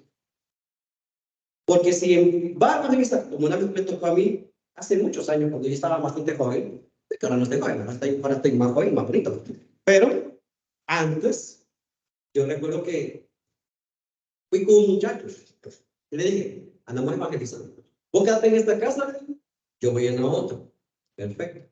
Cuando yo regreso, había una discusión de los mil diablos. Yo no soy gran cristiano, pero verdad que no soy gran cristiano, pura calle. Pero vamos, haciendo un pinito. Pero no me tiró la pinta de que soy gran cristiano. Ahora, cuando yo regresé a esa casa, mira el muchacho que estaba hasta pálido. Habían como 7 personas ahí y lo estaban agarrando a los muchachos, porque de esa gente, esa casa que fue, ninguno es creyente, ni les interesa. Y le empezaron a hacer una partida de preguntas y de juicios, de cuestionamiento, que aquel muchacho no hallaba qué decir. Mudo. Y cuando llegué, le digo, ¿qué pasó? Entonces me dice, vámonos, me dice. Y nos fuimos. ¿Qué pasó? Mira, me empezaron a preguntar de esto y esto y esto, y digo, ¿qué le respondiste? No sé qué decir. ¿Y por qué? Porque no sé qué decirles. O sea, yo le dije lo que yo sabía. Pero en este mundo hay gente que es muy astuta y gente que es muy curiosa. Muy curiosa. Entonces, claro, el muchacho se quedó sin palabras.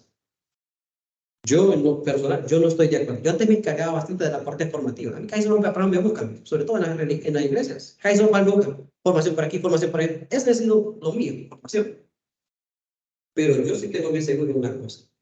No mandar a alguien si no está preparado. No es que esté bien haciendo, porque nadie está bien haciendo.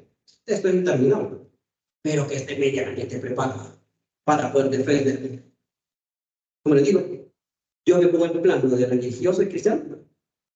No tengo ningún problema. Pero me puedo poner un plano también de ateo. Ni siquiera de agnóstico, de ateo. Y digo que alguien me quiera convencer si no tiene argumento. No. ¿Qué pierda? ¿Qué pierda? ¿Por qué? Porque así muchos hay en el mundo que por más que le quieran, porque hay muchas evangelizaciones que no pegan. Porque van con mucho sentimentalismo, muchas emociones, y que gloria a Dios. Sí, hagan lo que quieran. Pero eso no le llena a la persona. Lo que la gente quiere es contenido. Lo que la gente quiere es a un Dios verdadero y real que le diga, existen. Existen. No ser cristiano no es como decía ahí, un intelectualismo, pero sí se debe decir. Sí es necesario. Y esto no se trata de sentimentalismo. No se trata de sentimentalismo. No se trata de emociones. Esto va mucho más allá todavía que es. La edad medieval tendría influencia del platonismo y del aristotelismo. La parte de influencia de Platón va más a la parte espiritual, trascendente. Bueno, Aristóteles se va más a la parte de la ciencia. Entonces, por eso, hasta el día de hoy, hay inclinación hacia el platonismo y hay inclinación hacia el aristotelismo. Bueno, digamos, filosofía medieval. El mundo antiguo termina aproximadamente en el siglo V, o sea, hablamos con la caída del imperio. La caída del imperio occidental. Okay. ¿Cuál era la capital del imperio occidental? Roma. ¿Cuál era la capital del imperio oriental? Constantinopla. ¿Con qué otro nombre se le conoce a Constantinopla? ¿Con qué otro nombre se le conoce a Constantinopla, esa capital? No, mire. ¿Vete Constantinopla con qué otro nombre? ¿Lo que están en Teams? No estamos buscando en el papelito de no notarlo. ¿Cómo se llama la capital de Constantinopla? ¿Con qué otro nombre se le conoce a Constantinopla? La capital del Imperio Romano de Oriente. ¿Las que están en Teams? Entonces, aquí los tengo.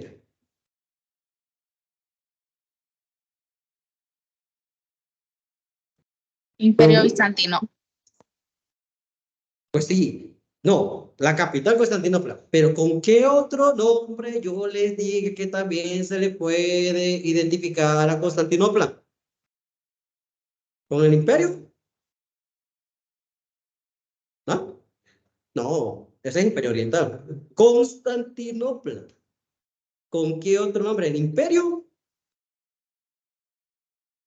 Bueno, Romano. todo es Imperio Oriental. ¿Ah? ¿Cómo? Imperio romano. Imperio Romano del Oriente. Sí, es que mire, está todo el Imperio Romano. Bueno, lo voy a poner así, no, más práctico. Todo el Imperio Romano de Oriente, ¿cómo se le puede considerar? ¿Con qué otro nombre? ¿Como imperio? Estambul. No, Otomano. Bizantino. Otomano. Bizantino. Occidental. El imperio. No, le inventé. Punto para El mí. Imperio Bizantino. Con el Imperio Bizantino. ¿Ok? Imperio Bizantino, el Imperio Romano de Oriente. Ahora, hay tres religiones monoteístas que ya les dije, no voy a detenerme porque estoy hablando de judaísmo, fundado en el año 1800 a.C. por Abraham en Mesopotamia y Canaán. Cristianismo, fundado en el año 33 después de Cristo aproximadamente, aproximadamente, porque hasta con eso también hay que poner un poquito de atención, por Jesús de Nazaret en Jerusalén, por su parte, obviamente, ¿no? No, es el primer añito que tuvo eso, ¿verdad? Año 33. Islam, fundado en el año 622 después de Cristo, ¿no? 33, 622, 1800, lo que es antes de Cristo, ¿ok? En el caso del Islam, por Mahoma, en Medina, Arabia. Se caracteriza la época medieval, toda la época medieval, con la introducción de estas teologías monoteístas. La cañona pasada. Y que no he podido terminar, porque falta todavía época moderna. Filosofía y teología. Filosofía, está en latín. Filosofía anchila teología. ¿Qué pasó en la época medieval? Pura teología. Teología. Teo, Dios, logía, ciencia que estudia el misterio de Dios. Pura teología. ¿Cómo queda la filosofía entonces? Pues por parte de la teología, quedó como que la filosofía es la esclava de la teología. ¿Qué significó eso? Recuerden que en la época antigua, para que se denominara filosofía, tenía que tener algo muy particular. Sin eso no puede ser filosofía. La filosofía necesita algo. ¿Qué necesitaba en la época antigua? Época antigua. ¿Qué necesitaba obligar? Porque hablamos de los mitos, hablamos de la conciencia mágica, bueno, hablamos de sentido común, mito, conciencia mágica, y después venía la filosofía. ¿Pero por qué nace la filosofía? ¿Cuál es el punto clave para que naciera la filosofía? O para que se diera la filosofía. Y era un tema importante que se manejó en la época antigua. Acerca. ¿Qué tema es fundamental en la época La antigua? razón. Aparte de la... Exactamente, la razón. Miren ustedes, ¿qué estamos diciendo? La filosofía es esclava de la teología. La filosofía, que es racional, se convierte en esclava de la teología. ¿Qué significa eso? La teología está acá arriba, la filosofía está acá abajo. La razón está acá abajo. La especulación está acá arriba con la teología. O sea que el sentido racional no es tan relevante. ¿Por qué? Porque lo que interesa es la revelación. Es la revelación. Como es la revelación lo que está aquí en boga, aquí hay otro rollo bien grande, entonces, y bien serio. ¿Qué pasa? La especulación filosófica y la razón deben subordinarse a los dogmas de las religiones.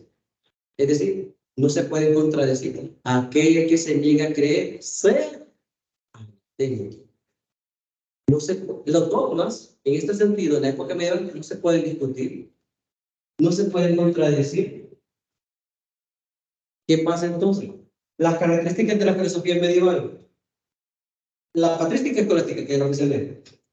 Figura que predomina el obispo Agustín de Hipona, un intelectual de los más brillantes que han existido en la época medieval. ¿Ok?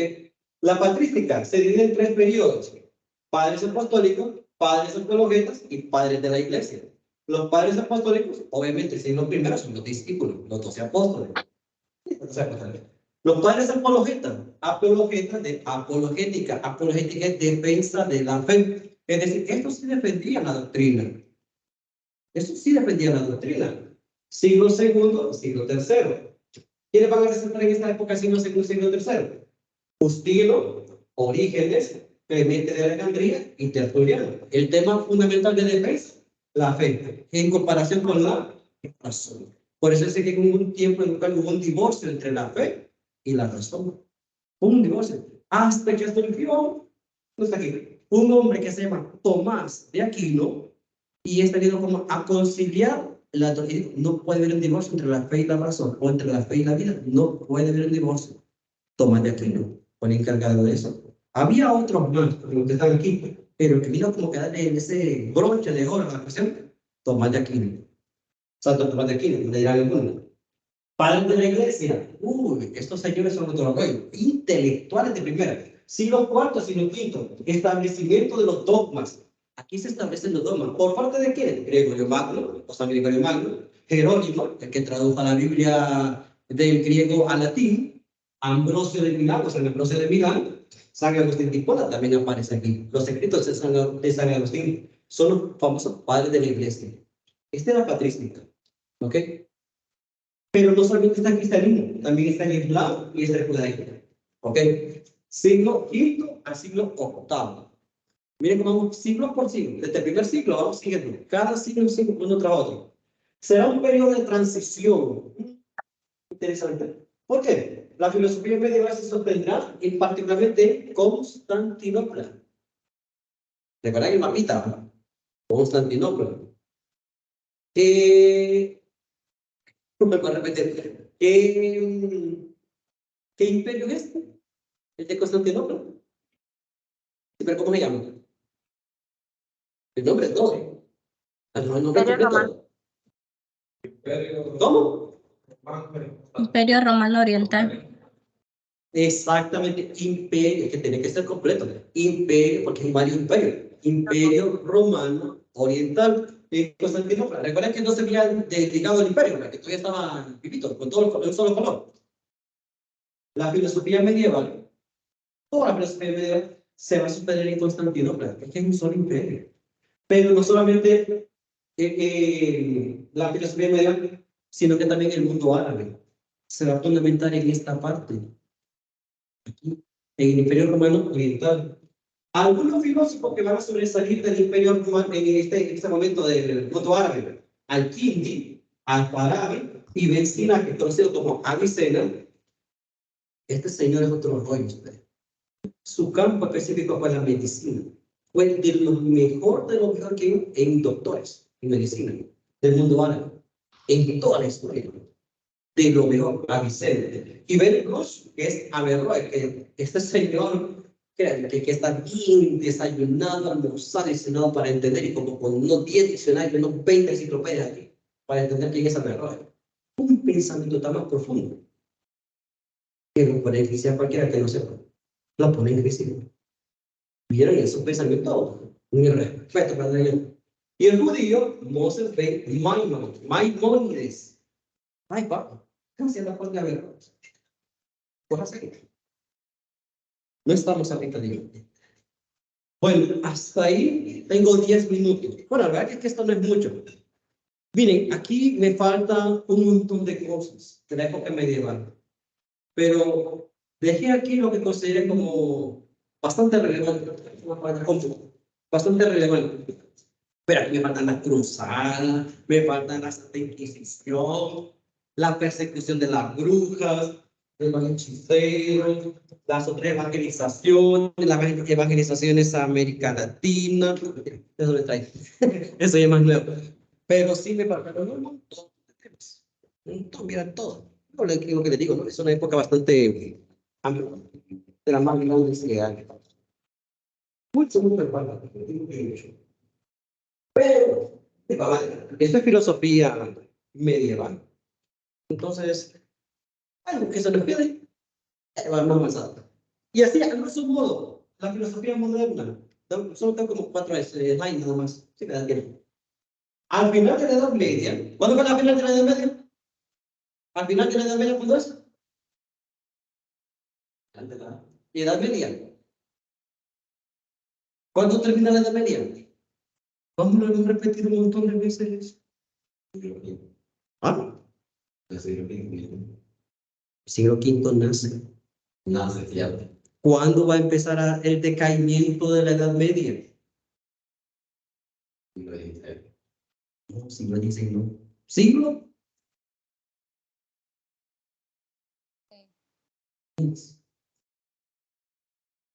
¿Pero con qué? ¿Qué pasó en ese siglo? Ya me lo hemos repetido como 2 o 6 veces ahorita. Ajá. No, no. La caída del Imperio Romano. ¿De? No, Oriental. Oriental, que hay sí, otra cosa, pero es que Constantinopla es la capital. La capital. El nombre es Imperio Romano Oriental. ¿Ok? Que tiene como capital Constantinopla. Y entonces Imperio Romano Oriental también se le conoce como el nombre de Imperio. Bizantino. Imperio Bizantino. No cuento la vida para que transmisión. Ok. Al final de la Edad Media se había hecho problemática la situación religiosa. Pucha, aquí otro rey, todo cambia.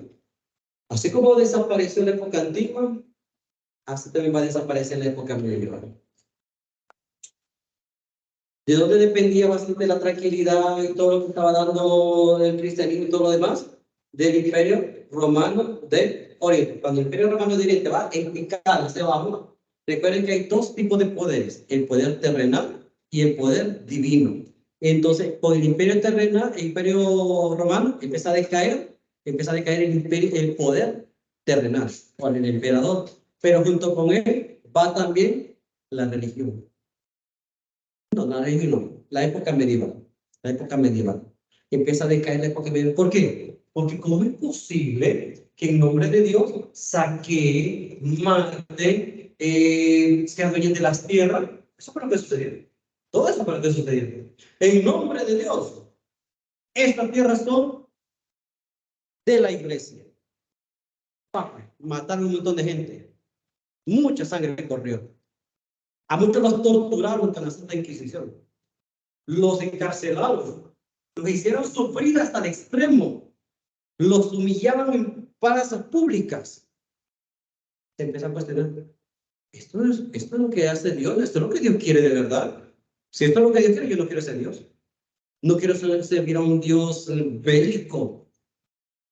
Hay que decir guerrero. No quiero servir a un Dios bélico, un Dios sangriento que quiera sangre. ¿Cómo es posible? Entonces, el rollo está de que se empieza a cuestionar lo que las iglesias están haciendo, lo que la religión está haciendo. Se empieza a cuestionar. Está en una profunda crisis la teología. Igualmente está en una profunda crisis la organización medieval, es decir, lo que es iglesia y lo que es imperio. Va en picada. Va en picada. En la época medieval no se interrogaban las cosas, todo se sacaba de los libros. Por eso digo que es una ciencia de la iglesia. Lo que la Biblia dice, eso se tiene que hacer y punto. No se puede negar. No se debe de hacer algo que sea algo que usted pone de la Biblia. Satanismo, diabólico. Eso es algo maligno. Solo se tiene que hacer lo que la Biblia dice. Si usted hace lo que la Biblia dice, usted está tranquilo, está en paz, está salvado. Checa, no hay más. Entonces, ¿qué pasaba? Dijera algo en contra. Está la Inquisición. Ya saben cuáles son las consecuencias. Pórtese bien. No pasa nada. Sea obediente. No pasa nada. Puchica, entonces el asunto está que en esta época medieval era como un cierto tipo de tranquilidad porque lo que la iglesia ordenaba es así y nada más. Hay de que dijera era anatema. Y esa anatema va acompañada con otras acciones. Ahora, si verdaderamente lo que aparece en los libros era lo que los autores habían enseñado, se empieza a cuestionar. ¿Cuáles son las etapas de la época moderna? Renacimiento.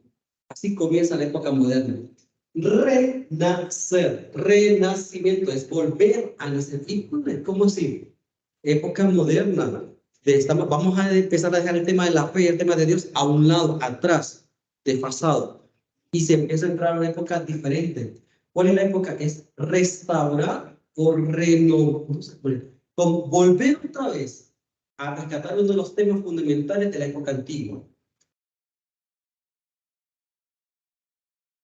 La razón. Pero no solamente la razón.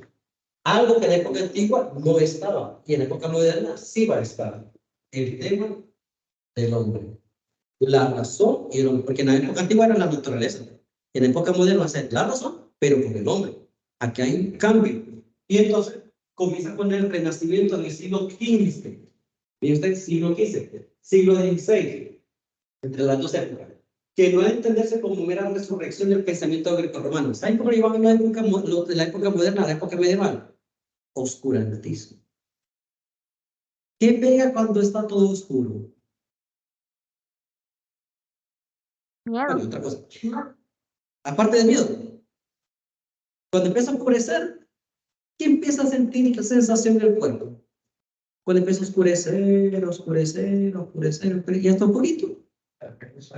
¿Pega? Sueño. Ellos, los de la época moderna, le llaman a la época medieval el oscurantismo porque estaban en un sueño. Las religiones tenían adormecidas a las personas porque no podían decir algo porque si no era brujería. No podían tratar de hacer otra cosa porque si no era satanismo, porque si no era ocultismo. Entonces no tenían libertad de hacer cosas, de hablar, de investigar, de hacer ciencia. Por eso le volaron la seta a Copérnico, a Galileo y a todos los demás que vienen por ahí. La iglesia le vuela más seta a eso, a esta gente, porque como era algo innovador, algo actual. Después del Renacimiento en el Barroco, siglo XVII, que por la reflexión sobre la unidad perdida, debe considerarse como la gran reacción contra la disolución que va a dar con el Renacimiento. Entonces, eso no está con esto. Esto no está con esto. Esta es la época, de la época del Barroco. El Barroco está, cuando uno mira historia del arte, a uno le enseñan cómo es el arte de la época del Barroco. Eso es espléndido, majestuoso. Los templos son llenos de decoración. Mientras más decorativo era, o sea, este tiempo era lo mejor de lo mejor. Por eso yo sé que esto no estaba de acuerdo con gusto. No estaba de acuerdo con esto. Entonces era lo mejor de lo mejor. Aquí es donde se da la contrarreforma. Porque si se dio la reforma con Martín Lutero en la época medieval, en la época moderna se va a dar a conocer lo que se llama la contrarreforma. Bueno, la Iglesia Católica no está muy de acuerdo con eso de contrarreforma, pero la verdad que fue como una respuesta a lo que había sucedido con Martín Lutero. Eso se llama, o sea, conoce como la contrarreforma. Hablamos del absolutismo, el fanatismo, pero también el tipo de los grandes sistemas de Descartes, que eso vamos a ver un poquito despuesito, de Descartes y Leibniz, los racionalistas de primero. Y la última, la ilustración. Es una época que a mí me encanta para comenzar, me fascina. Siglo XVIII. Puede entenderse por la continuación lineal del Renacimiento. O sea, que el barroco fue como un intermedio que se opuso a esa innovación. La ilustración es retomar un poquito, ¿verdad?, a lo que se estaba haciendo. Es a continuación reclina del Renacimiento. Dije el barroco, que era ese intermedio. Por si por ejemplo, si acaso no dije la otra. Por el barroco. Interrumpido por el barroco, por su exaltación a la razón, la ilustración. Vamos a ver después un poco los ilustrados. Miren, era una iglesia, esa gente, intelectuales que cambiaron la historia del mundo. Así de sencillo. Cambiaron la forma de ver la ciencia y la misma filosofía. El idealismo alemán, no hablamos de filosofía y de alemán, esta gente, si con aquellos decíamos que tenemos que estar bien desayunados con medio y de todo, esto meterle toda la comida del año. Porque hablar de esa gente, del pensamiento alemán, esta gente es otro ruego, ese es otro nivel. Para comenzar, hablemos de Fichte, de Schelling, y la eminencia de la eminencia de las eminencias, Hegel, es lo mismo. Hay un antes y un después de Hegel, por eso les digo todo. Y la filosofía de la actualidad, que es el siglo XX, es siglo XX, siglo XXI, lo que nosotros llamamos la última de las etapas de la filosofía, que se llama, ¿cómo dijimos? La última etapa de la filosofía, la última época. Contemporáneo. ¿Cómo? Exactamente, Contemporánea. contemporánea, exactamente. A mí en clase me gusta. Que por su multiplicidad puede aparecer como decadencia, pero que ostenta tal riqueza de fecundos indicios que puede muy bien convertirse en preludio de una filosofía del porvenir totalmente nueva. Eso es lo que está buscando. Fíjense que algo interesante. Le dice, vos, pues, chica, modernizate. No, hombre, modernízate usted. Si la modernidad ya pasó en el siglo XVIII. Modernizante. Mal empleada la palabra. Tiene que ser un poquito más moderno, ¿no? Moderno. Pues parece para el siglo XVIII porque era la época moderna. Estamos en la época contemporánea. Puedes decir, actualízate. Innovate un poquito más. Pero el concepto de modernidad es del siglo XVIII. Estamos en la época contemporánea. Todo es innovador. Todo innovador. Esta da apertura a la época contemporánea que lo abordaremos en la siguiente clase. La cuarta clase vamos a abordar. Mire, me quedo muy corto con la época moderna. Si se fijan, es bien poquito, ¿no? Pero es que la verdad es que era necesario hablar de la época medieval porque es muy grande. Pero sí, poco a poco, en las otras clases que vienen, en las poquitas clases que vienen, porque ya vienen poquitas clases, vamos a desarrollar algunos temas de algunos filósofos de la época media, de la época moderna, para que no nos quedemos con la pica.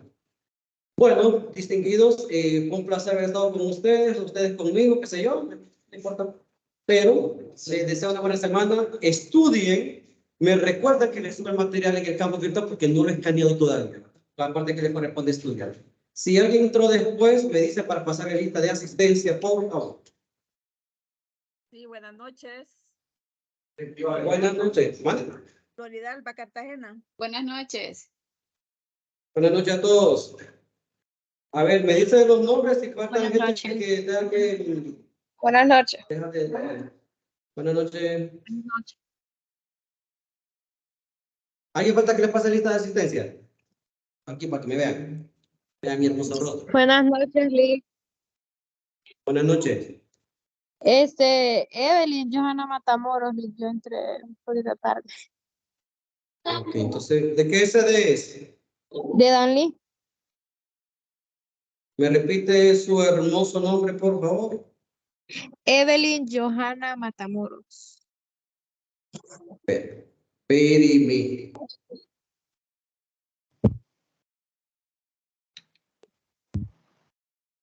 Johanna, Dani. Johanna, ese es el primer nombre, ¿verdad? Johanna.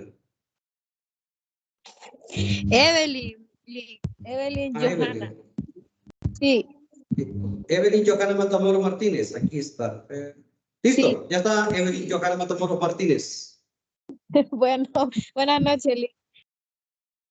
Lick, no sé si ya había pasado lista cuando entré yo, fui Edwin Boris Licona Cruz. Más despacito que no entendí nada. No sé si ya, es que yo entré un poquito tarde también por... No me había costado entrar. Edwin ¿Cómo se Mauricio llama? Licona. Edwin Mauricio Licona Edwin. Cruz. Mauricio Licona Cruz, sí. Sede del Progreso. ¿Qué sede es? Progreso. Progreso. Edwin Mauricio Licona. Cruz, sí. ¿Listo? Gracias, buenas noches. Cheque. Ok. ¿Alguna otra víctima? Perdón, ¿algún otro estudiante que necesite que se le pase lista de asistencia? Nadie. Bueno, voy a dejar de grabar entonces y el video se lo subiré a la clase después en el campus virtual. Muchas gracias a todos. Buenas noches.